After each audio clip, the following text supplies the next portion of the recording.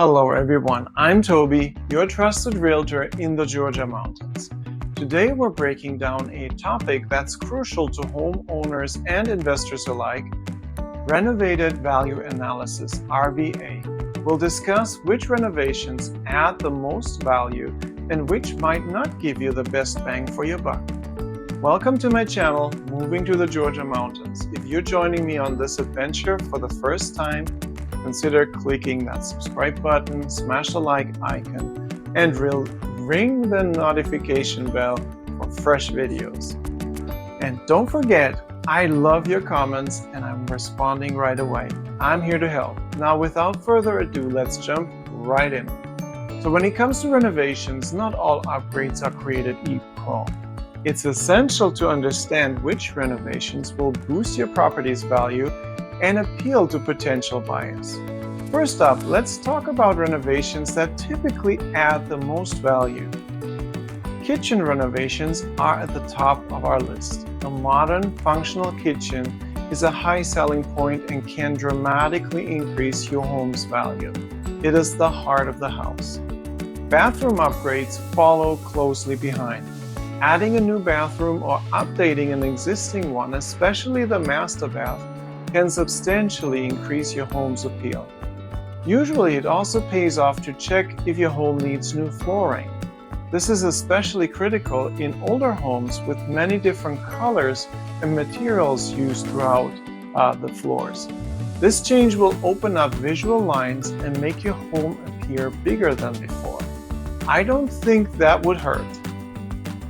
And lastly, enhancing your home's curb appeal, like a new front door or fresh interior or exterior paint or an attractive landscape, can be a cost-effective way to boost your home's value. First impressions count. Now, what about renovations that might not add as much value? Luxurious upgrades like high-end appliances or rare materials may not always pay off. While they're nice to have, they might not appeal to every buyer. As a rule of thumb, upgrades should be of the same grade as the rest of the house. Neither above or below the quality of the home really helps. Next, overly personalized renovations can limit your audience as well. Remember, what's trendy or suits your style might not be everyone else's cup of tea. And finally, converting integral spaces like turning a garage into a living room can sometimes deter buyers who need that space for its intended purpose. It can also be a good idea to create what is called a white box situation for your potential buyers, where you simply remove anything that is damaged or in bad shape and give the house a nice white or off-white coat inside and outside and price the home accordingly. Let's take a real-world example. Suppose you have a property with a dated kitchen and only one bathroom.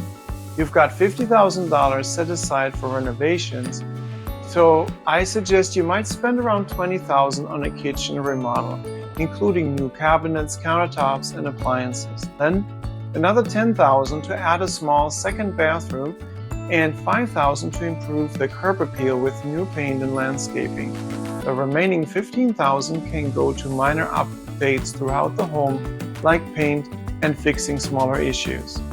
As a certified RRS or Residential Remodeling Specialist, I would then come in and do 2 home evaluations for you. The first one, as is, your typical CMA, and the second one, considering that the renovations are completed, which is called an ARV or After Renovation Value.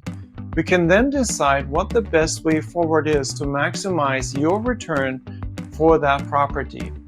And there you have it, folks. Remember, Renovated Value Analysis is all about making good strategic decisions. I also recorded a video on how to fund renovations for your home. This is a must-watch if you're serious about doing any considerable renovation project.